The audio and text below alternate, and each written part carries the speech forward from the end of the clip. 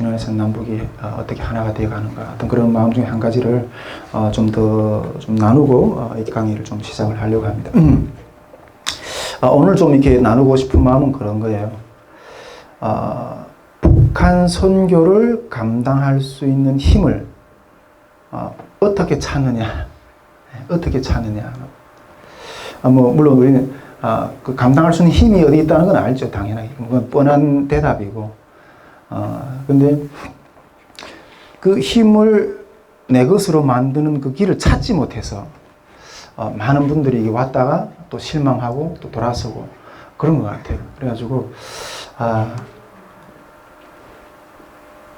그 길을 찾는 길, 그러니까 북한 선교를 감당할 수 있는 힘을 찾는 길, 그건 어떤 것일까 하는 부분들에 대해서 여러분들하고 조금 한번 좀 묵상을 해보고 싶습니다.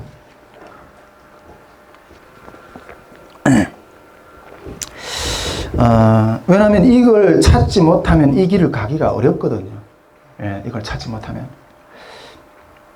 제가 보기에는 이렇게 많은 그리스도인들이 이 세상 밖에서는 힘이 아주 강력한 것 같아요. 세상 밖에서는.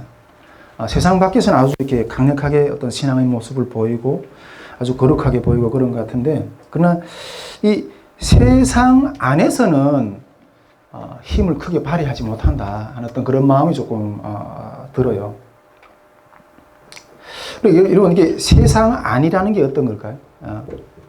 우리는 우리 사회의 어떤 영역이 이렇게 남북 통합의 어떤 주님 안에서 통일된 어떤 그 길이니까 그것도 어떤 세상 세상 안이 아닐까, 저는 그런 생각하거든요.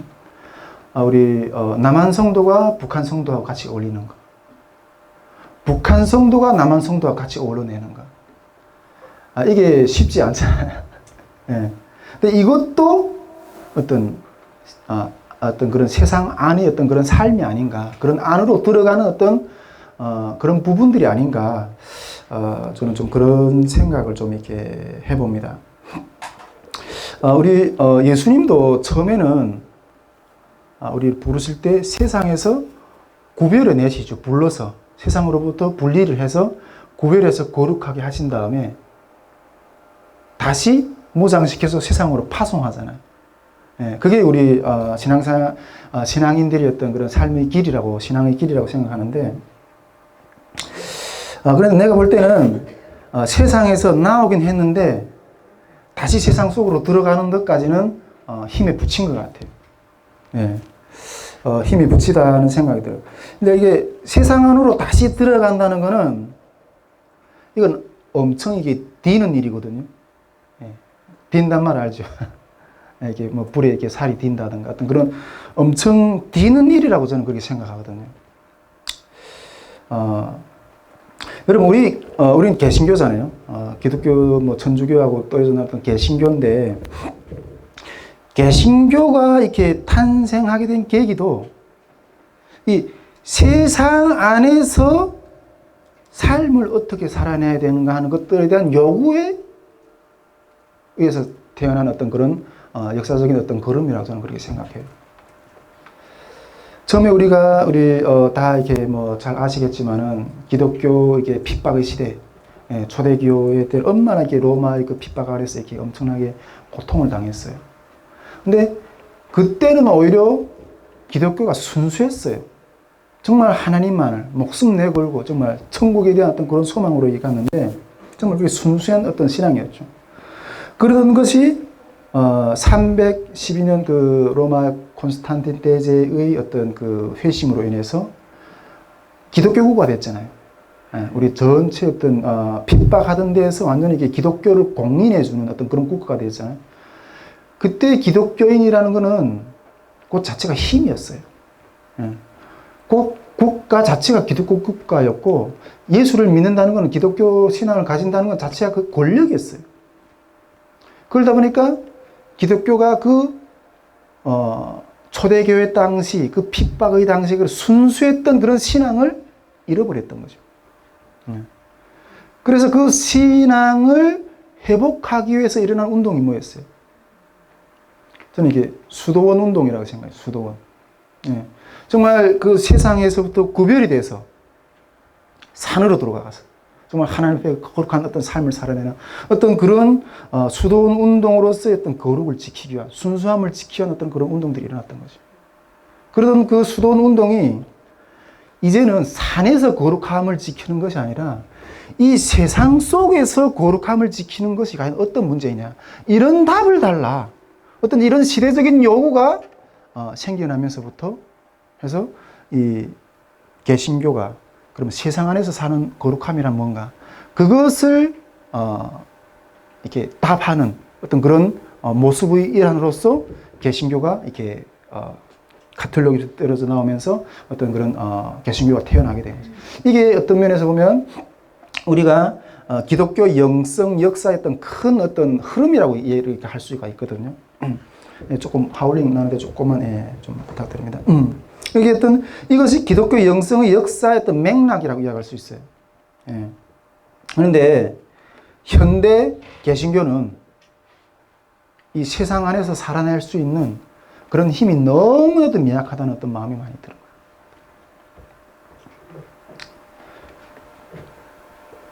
이 현대 개신교가 이렇게 세상 안에서 살아날 수 있는 힘이 그렇게 미약하다고 이렇게 생각되지만은 북한 선교는 더 하겠죠.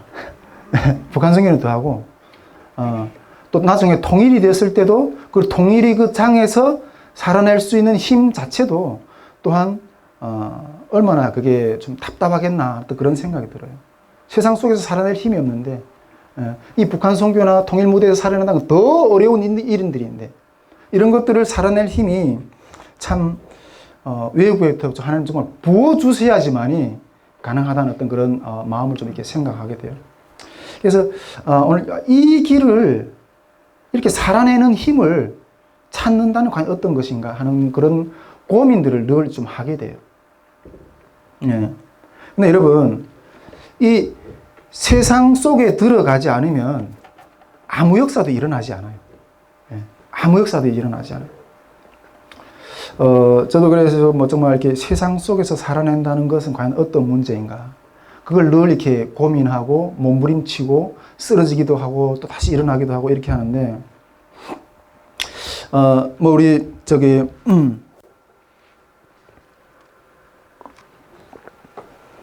이게 복남형제 이야기를 좀 하고 싶은데 우리 복남형제하고 저는 좀 뭐 하나님이 또 저하고 또 이렇게 귀한 어떤 그런 신뢰의 관계 또 이렇게 마음의 어떤 그런 하나로 같이 한 방향으로 걸어가는 어떤 그런 마음을 주셨기 때문에 이렇게 이야기할 수 뭐 옛날에 이야기를 해도 뭐 괜찮다고 이렇게 생각하는데 저희 복남형제하고도 한판 대판 싸웠어요. 엄청 싸웠어요. 싸운 역사가 있어요. 예. 우리 간사님들은 우리 강사 워크숍에서 이렇게 가서 이렇게 그런 이야기 좀 나누고 우리 복남형제가 옛날에 자기 삶이 살아왔던 어떤 이야기들 쫙 했던 것들을 들어서 알겠지만은 우리 복남형제 이게 만만치 않은 분이에요. 그런데 저도 이렇게 사선을 넘어왔거든요. 예, 사선을 넘어온 사람이에요. 그래서 한번 열이 탁 나니까 그냥 이게 목사 뭐 이렇게 뭐 연장도 뭐 이게 다 떼놓고 한번 붙어보자 막 이렇게 나갔어. 근데 뭐 제가 붙으면 제가 맞죠 뭐.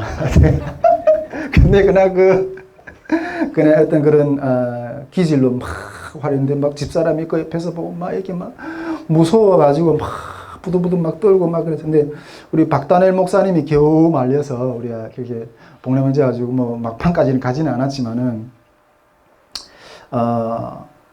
근데 보통 여러분 이 정도로 겪고 나면 다시 만나지 않거든요. 우리 뭐 김민나 선교사님이 뭐 이렇게 탈북민들은 막 자기네끼리 막 싸우다가도 뭐 돌아오면 또 막 푼다고 막 이러는데 물론 뭐 거칠애로 풀 수는 있겠죠. 근데 그 사람이 어떤 성질을 딱 이렇게 느끼면 어떤 일을 같이는 하지는 않아요. 이 사람이 보통 성격이 어떻다 이렇게 알기 때문에 일을 같이 하지 않아요. 그런데 우리 다시 만났잖아요.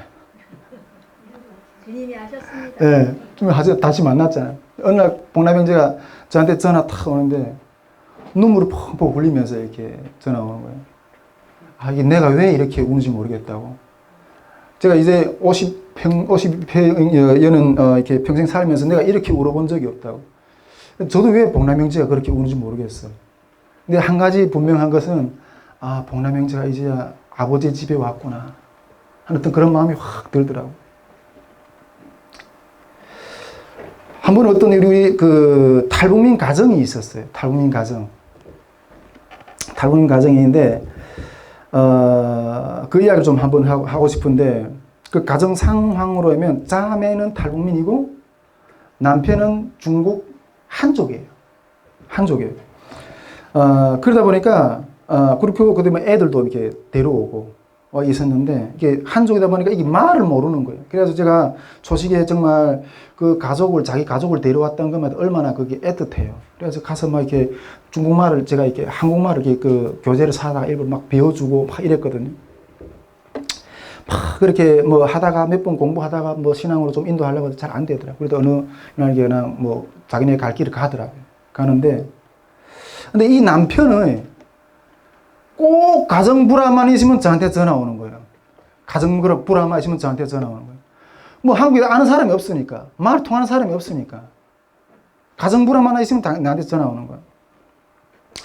여러분, 그때 이거 난 누구 편에 서야 돼요? 탈북민 여성 편에, 다들 탈북민이잖아요. 탈북민 여성 편에 서야 돼요? 아니면 그 남편 편에 서줘야 돼요?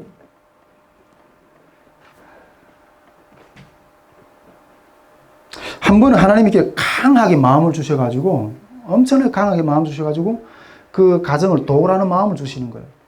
가정을 도우라는 마음을 주시는 거예요.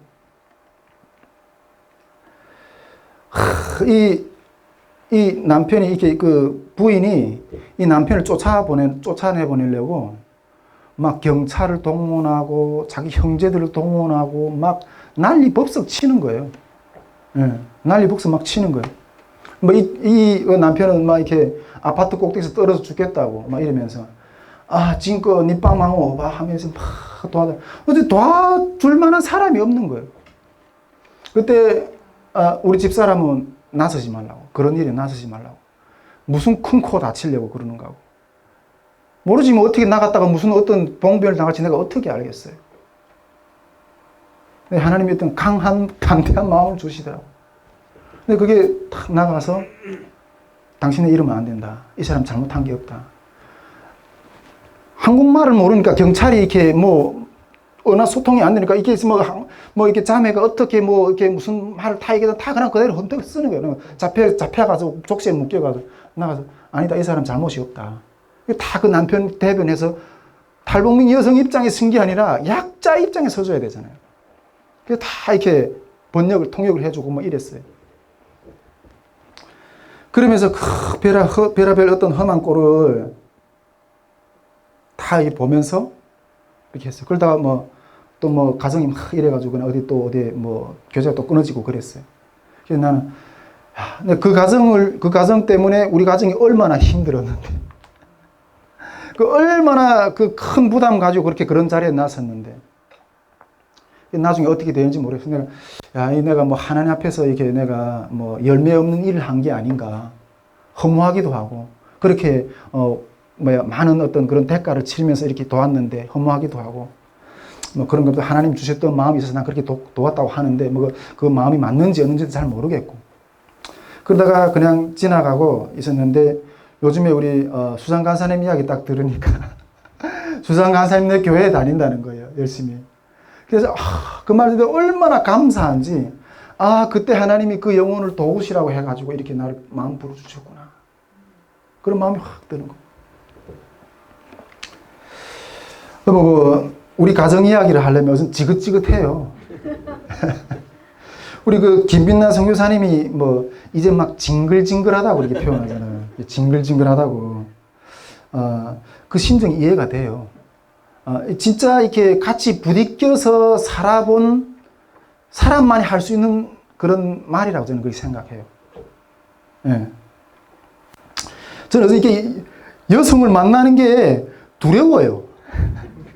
제가 지금 가정이 좀 이렇게 좀 불안불안하게 이렇게 하니까 이 사람들, 저 목사님이 혹시 변하지 않을까, 이런, 웃음의 눈길을 가지고 볼 수 있는 분들이 있을 수 있는지 모르겠지만은, 이제는 어떤 여성을, 인격을 만난다는 게 두려워요. 이게 보통 문제가 아니더라고요. 예, 두려워요, 진짜. 그래, 있는 거 그냥 고쳐 쓰지, 이렇게 사람 만나서 또 고생하고 싶지 않아요. 요즘에 혼자 지내니까 너무 편해. 잔소리도 안 듣고, 뭐 의견 충돌하는 것도 없고, 오히려 살이 져요. 예, 살이 져요. 그런데 어떻게 했어요? 다시 함께 가야죠. 다시 함께 가야죠. 주님이 원하시니까. 다시 함께 가야죠. 여러분, 세상 속에서 산다는 건, 이런 속에서 견뎌낸다는 소리예요. 탈북민들하고 같이 산다는 것은 이런 속에서 견뎌낸다는 말이 아닌가, 저는 그렇게 생각해요. 여러분, 이게 우리 통일시대에 싸워내야 될 진짜 본질적인 힘이에요. 우리가 뭐 북한 선교에 대한, 여기 뭐 강의도 복잡한 강의를 하지만은, 북한 선교에 대한 많은 공부를 많이 하러 다니고, 뭐 기도를 많이 다니고. 그런데 물론 그것도 필요하지만, 그런 이해도 필요하지만은, 결국은 이 자리에서 견뎌내는 힘을 우리는 배워내야 돼요. 이걸 여기서 넘어갈 수 있는 어떤 수용할 수 있는, 뚫고 나갈 수 있는 그 부분을 잡지 못하면 감당이 안 돼요. 이거는 뭐 어떻게 이런 공부를 해서 되는 것도 아니고, 어떤 지적인 박사 몇 개, 뭐, 오박사를 따도 그거는 안 돼요. 우리가 여기에서, 넘지 못해서 다 돌아서 가는 거예요. 왔다가. 이걸 넘지 못해서 다 돌아서 가는 거예요. 여기에서 우리의 어떤 영적 체력을 준비하지 못하면, 동시대를 우리를 감당이 안 돼요. 감당이 안 돼요. 그런데 이걸 뚫고 나가려면, 이런 상황을 뚫고 나가려면 어떤 외부에서의 어떤 들어오는 어떤 힘의 이끌림을 받아야 돼요. 네. 외부에서 들어오는 어떤 힘의 이끌림을 받아야 돼요. 제가 요즘에 이렇게 좀 아주 강력하게 실험하는 것이 한 가지가 있어요. 이거는 내가 이렇게 우리 선교회를 2017년도 4월에 이렇게 기도회를 시작했잖아요. 선교회를 시작하면서부터 강력하게 도전하는 거예요. 이거 실험 한 가지 해보는 게. 그것이 뭔가 하면, 내 속에서 말씀하시는 하나님의 음성을 따라가 보는 거예요. 내 속에서 말씀하시는 하나님의 음성을 따라가 보는 그런 실험을 좀 해보고 있어요. 물론, 지금까지도 물론 그렇게 살아왔어요. 그러나, 사는 어떤 훈련의 강도가 아주 미약했던 거죠. 아주 인본주의적이고, 아주 정말 희미하게, 미세하게 그런 것들을 아주 이렇게 조금씩 잡고 이렇게 따라왔던 어떤 그런 삶을 살았는데, 이제는 말씀하시면 강력하게 순종하고 전적으로 따라가는 어떤 그런 도전을 한번 해보고 싶은 거예요. 네, 도전을 한번 해보고 싶은 거예요. 그런데, 물론 뭐 일반적인 어떤 그런 뭐 사소한 것들은 괜찮아요. 근데 이 내 능력 밖의 어떤 그런 요구들을 하잖아요. 그 음성 가운데. 내 능력 밖의 어떤 그런 요구들을 주님이 어떤 이렇게 마음이라고 생각했던 요구들이 딱 나오잖아요. 근데 그런 것들에 이렇게 딱 던지기엔 이건 보통 문제가 아니더라고요. 그런 음성에도 따라간다는 건 이건 보통 문제가 아니에요. 따라가면서도 어떤 때는 하루에 12번 의심해요. 이 음성을 신뢰할 만한가? 네. 이 음성을 신뢰할 만한가? 만일 내가 신뢰했다고 생각하고 따라갔다가 낭패를 당하면 어쩔 건데? 낭패를 당하면 어쩔 건데? 우리가 주님이 주시는 음성이나 어떤 감동이나 뜻이라고 생각했던 것들은 실제 현실에 나타나는 어떤 그런 잡히는 것이 아니잖아요. 그냥 감동일 뿐이고 아직 이루어지지 않은 어떤 그런 것들이거든요. 눈에 보이지 않는 것이고 아직 잡히지 않는 그런 것들이에요. 그런데 딱 이렇게 그거 믿고 그 음성을 따라가서 딱 가보니까 믿을만 하더라고요. 그 믿을만한 것뿐 아니라 그 신실함이라는 것은 우리 인간의 어떤 모든 것을 상상을 초월하는 어떤 그러한 역사가 나타납니다. 우리 인간으로서는 도저히 감당해낼 수 없는 그런 역사들이 열리더라는 거예요. 처음에는 보이지 않는 음성이었지만은 그 음성을 따라서 딱 나가서 순종했을 때 실제 실체가 나타나잖아요. 역사가 나타나잖아요. 그때 느껴지는, 아, 이분은 인격이시구나. 이분은 실체시구나. 그 현실을 보면서. 그때 내 마음 가운데 탁 나오는 게 뭔가 고백. 나의 주, 나의 하나님이라고. 왜? 주님은 우리 고백하잖아요. 신앙 고백하잖아요. 아, 주님, 우리 주님이십니다. 이런 걸 입으로 남긴 것이 아니라 인격 대 인격이 만나면서 그 인격을 따라갔을 때 나타나는 그 역사들. 하나님이시군요. 당신은 하나님이시군요. 느껴집니다. 베드로가 던지라고 했잖아요. 그물을 던졌을 때 고기를 낚았어. 그걸 보고 무릎을 꿇어요. 그 역사. 그냥 보통 어떤 평민이었던 목수였던 한 평범한 사람인 줄 알았는데 이분은 하나님이구나. 나의 주, 나의 하나님. 나는 죄인으로서 나에게 떠나라고. 그 앞에 감히 설 수가 없는 그런 역사들을 하나님이 확 주십니다. 여러분, 이게 성령의 통치를 받는 삶이에요, 이게. 성령의 통치를 받는 삶이에요. 여러분, 근데 더 중요한 것은 이 음성을 따라갈 때 하나님이 기뻐하신다는 거예요. 하나님이 그 음성을 믿고 우리 어떤 한계를 초월한 어떤 그런 요구들이 왔을 때 믿기 힘들잖아요. 그런데 그걸 믿고 따라갈 때 그 모습을 하나님이 기뻐하신다는 거예요. 그 음성을 믿지 못하면 하나님 기뻐하지 않으세요. 여러분, 하나님이 우리를 창조하신 우리 존재의 목적이 뭐예요? 하나님께 영광을 돌리기 위해서 우리 만드셨다고. 하나님이 하나님의 기쁨을 돌리기 위해서 우리를 만들었다고. 그 존재의 목적이라고 그랬잖아요. 여러분, 그런데 하나님을 무엇으로 기쁘게 할 수 있어요? 무엇으로 기뻐요? 우리 조그만 주머니 있는 돈 몇 푼? 시편에 이러죠. 천천의 양을 잡아서 드리면 주님이 기뻐하시겠냐. 만만히 소를 잡아서 주님께 드리면 주님이 기뻐하시겠냐. 우리 어떤 조그만 이게 재산을 조금 어떤 헌금을 하면 하나님 그걸 기뻐하실까? 그렇지 않다는 거예요. 우리가 그 믿음을 가지고 그 음성을 믿고 따라가는 걸 기뻐하신다는 거예요. 그런데 더 중요한 것은 그 믿고 따라가는 걸음을 의롭다고 하세요. 그걸 보고 의롭다고 하세요. 아브라함이 하나님을 믿음에 그 믿음을 의롭다고 했잖아요. 여러분, 우리가 칭이라고 하는 말 있잖아요. 칭이라는 말을 칭이라는 글자를 써서 이마에다 딱 붙이고 이게 칭인가요? 그게 칭인가요? 그런 것을 해서 내가 너를 의롭다고 이렇게 칭해주는 그게 칭. 이거는 그냥 그 교리적으로 하는 말이에요. 하나님이 나를 구원해 주신 그 구원이 예수 그리스도가 십자가에 못 박혀 죽으신, 나를 위해서 십자가에 못 박혀 죽으신 그 십자가의 능력의 구원의 그 영이 나를 부르시고 그것을 따라가는 걸음을 주님이 의롭다고 하시는 거예요. 의롭다고. 그것을 기뻐하신다는 거예요. 이게 길이에요. 이거 넘어갈 수 있는 길이 어디 있냐? 이 힘을 넘어갈 수 있는 길이 어디 있냐? 이게 길이에요, 여러분. 이게 길이에요. 근데 여러분, 히브리서 11장에 이렇게 말씀하고 있잖아요.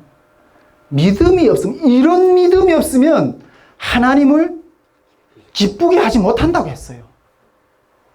기쁘게 하지 못한다고 했어요. 제가 중국에 있을 때 정말 무엇을 모르고 그 노래를 찬양을 많이 불렀어. 나 주님의 기쁨 되기 원하네. 내가 원하는 한 가지 주님의 기쁨이 얼마나 내가 그 기쁨이 된다니 무슨 말인지 모르고 그렇게 지금까지 그 노래를 불렀어요. 그런데 주님의 기쁨이 된다는 것은 하나님은 우리를 당신의 영광을 받기 위해 창조하신 그런 존재의 목적 자체가 되는 건데, 주님의 기쁨이 된다는 것은 주님의 그 음성을 따라가는 그 믿음을 내 기쁨이 된다는 거예요. 이걸 보고 의롭다고 하는 거예요. 의롭다고 주님 말씀하십니다. 그 찬양을 다시, 주님, 제가 요즘에 와서 그걸 느껴요. 주님의 기쁨이 된다는 것은 이런 것이었구나. 이게 가벼운 말이 아니구나. 우리 여기서 예배 드리고 이렇게 찬양하고 이렇게 하지만은 이게 기쁨, 물론 이런 것도 하나님의 기쁨이 되겠죠. 그러나 본질적인 기쁨은 그것에 있다는 거예요. 그것에 있다는 거예요. 여러분, 이것이 고난 속을 뚫고 나갈 수 있는 길이에요. 그 외부에서 우리를 이끄시는, 그 어둠 가운데 섰지만 외부에서 우리를 이끄시는 그 길이라는 거예요. 통일 선교를 감당할 수 있는 길이라는 거예요, 이게. 이게 길이라는 거예요. 여러분, 우리 간사님들도 그렇고, 걸어나가는, 나중에 뭐 탈북민들 만나는 교제든, 그 어떤 영역권의 삶의 교제든, 힘들 거예요. 어려울 거예요. 그래서 힘들어서 돌아서잖아요. 그런데 그 자리에 서세요. 그러면 그 자리에 서서 성령의 음성을 들으세요. 하나님의 음성을 들으세요. 그리고 따라가세요. 길이 열려요. 길이 열립니다.